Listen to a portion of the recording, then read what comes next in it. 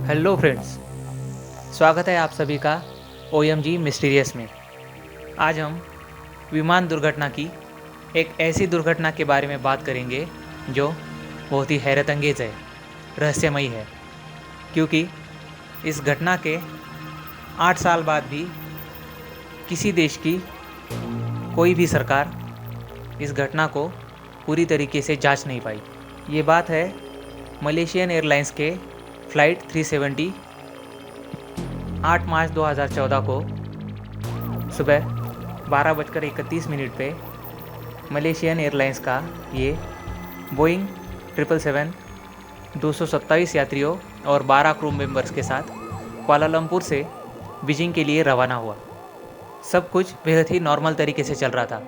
विमान में कहीं कोई तकनीकी खराबी नहीं थी, कोई प्रॉब्लम भी नहीं थी। एयर ट्रैफिक कंट्रोल कुआलालंपुर से सीधे संपर्क में रहे इस विमान के कैप्टन ने कभी किसी प्रॉब्लम के बारे में उड़ान के दरमियान ATC से चर्चा नहीं की थी। लेकिन अचानक बेहद रहस्यमयी और डरावने तरीके से ये फ़्लाइट दुनिया की नज़रों से, ATC की नज़रों से ओझल हो गई। फ़्लाइट 370 229 पैसेंजर्स और 12 क्रू मेंबर के साथ अचानक कहीं गायब हो गई थी, जिसका ढूंढने पर भी कोई नामो निशान मिल नहीं रहा था। ये फ़्लाइट जब गायब हुई तब इसके उड़ान के 42 मिनट हो चुके थे। फ़्लाइट 370 उस समय लगभग 40,000 फुट की ऊंचाई पर उड़ान कर रही थी। उस वक्त वियतनाम की हवाई क्षेत्र में प्रवेश करने के बाद कुआलालंपुर ATC से इस फ़्लाइट का संपर्क टूट गया। लेकिन हैरतअंगेज बात यह है कि इसका संपर्क आगे वियतनाम ATC से हुआ ही नहीं। अचानक से ये फ़्लाइट वियतनाम और कुआलालंपुर की ATC के रडार से ओझल हो गई। न इसका कोई नामो निशान था, न कोई सुराग था। एक फ़्लाइट में लगे 4 से 5 कम्युनिकेशन सिस्टम में से एक भी सिस्टम तब काम नहीं कर रहा था। 229 पैसेंजर्स और 12 क्रू मेंबर के साथ ये फ़्लाइट अचानक से गायब हो गई थी।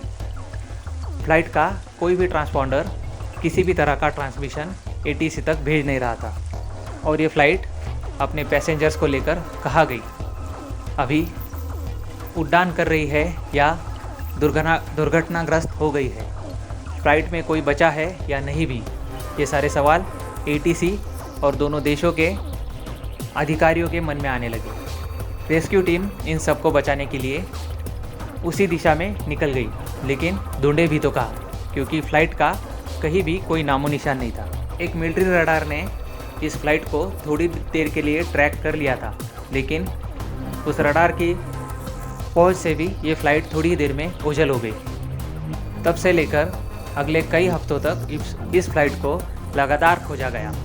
पहले इस फ़्लाइट के ट्रांसपॉन्डर और अन्य उपकरणों द्वारा इस फ़्लाइट से संपर्क बनाने की कोशिश की गई। बाद में इस फ़्लाइट को लापता घोषित करके इसका ब्लैक बॉक्स खोजकर इस फ़्लाइट के साथ क्या हुआ है ये समझने की कोशिश की गई, लेकिन कहीं भी कोई भी मलबा किसी देश को नहीं मिला।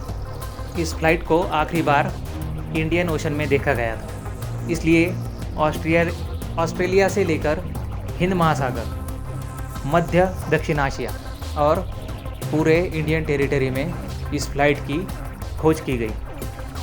हर एक उपकरण और हर एक ट्रांसपॉन्डर के मिले एक एक सिग्नल को अंत तक खोजकर इस फ़्लाइट तक पहुंचने की नाकाम कोशिश की गई, लेकिन कुछ भी हाथ नहीं आया। सन 2014 24 मार्च को मलेशिया के प्रधानमंत्री नजीब रज़ाक ने मीडिया को ये बताया कि फ़्लाइट 370 हिंद महासागर के 2500 किलोमीटर के दायरे में कहीं खो गई है और शायद ही इसमें कोई ज़िंदा बचा होगा।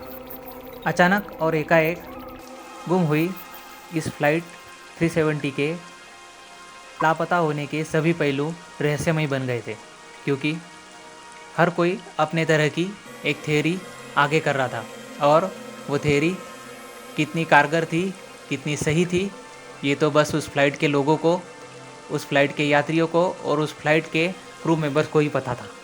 कई विश्लेषक इस फ़्लाइट के लापता होने के कारणों में यांत्रिक विफलता के कारण को आगे कर रहे थे, लेकिन कईयों ने इस कारण को साफ ठुकरा दिया। उन्होंने कहा कि टेक ऑफ के बाद ये फ़्लाइट लगभग 35 से 40 हज़ार फीट तक ऊंचाई पर थी। उतनी दूरी तय करने में और उतने वक्त में प्लेन में या फ़्लाइट में तकनीकी खराबी का पता चल जाता है और वो एटीसी को तुरंत खबर कर देते। पायलट और को पायलट सभी क्रू मेंबर्स इस बात से अनभिज्ञ नहीं रहते। बीच बीच में फ़्लाइट के अपहरण के तथ्य निकलकर सामने आते, लेकिन ये बात भी लगभग असंभव थी, क्योंकि जिस किसी ने फ़्लाइट 370 जैसी बोइंग 777 फ़्लाइट को हाईजैक करने की कोशिश की होगी, उसने उस फ़्लाइट को छिपाया होगा भी तो कहाँ। इतनी बड़ी फ़्लाइट को वो कहाँ छिपाएगा, और उसे कहीं न कहीं रुकना भी पड़ेगा। किसी न किसी देश का कोई रडार, मिलिट्री रडार या सैटेलाइट इस प्लेन को ढूंढ ही लेता और वो किसी भी रडार पर आकर किसी तरह से अपने ट्रांसपॉन्डर से ट्रांसमिशन के ज़रिए अपने एटीसी को खबर कर देता, लेकिन ऐसा नहीं हुआ था।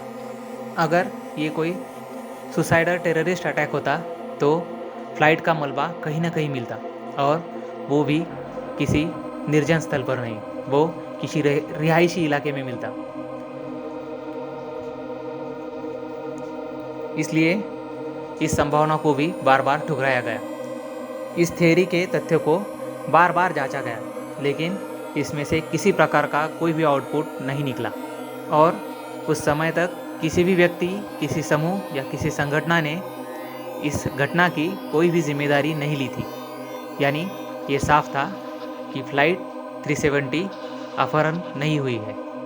बीच बीच में बार बार पायलट द्वारा फ़्लाइट के यात्रियों और क्रू मेंबर के साथ प्लेन को क्रैश कराकर आत्महत्या करने की बात की गई।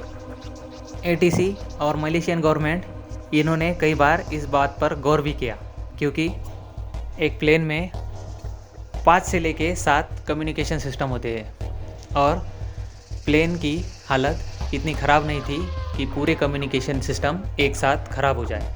प्लेन उड़ान करने के बाद 42 मिनट तक अच्छी कंडीशन में था, उसे कहीं कोई तकनीकी खराबी नहीं थी। तो फिर अचानक प्लेन में ट्रांसपॉन्डर और बाकी उपकरण बंद हो गए।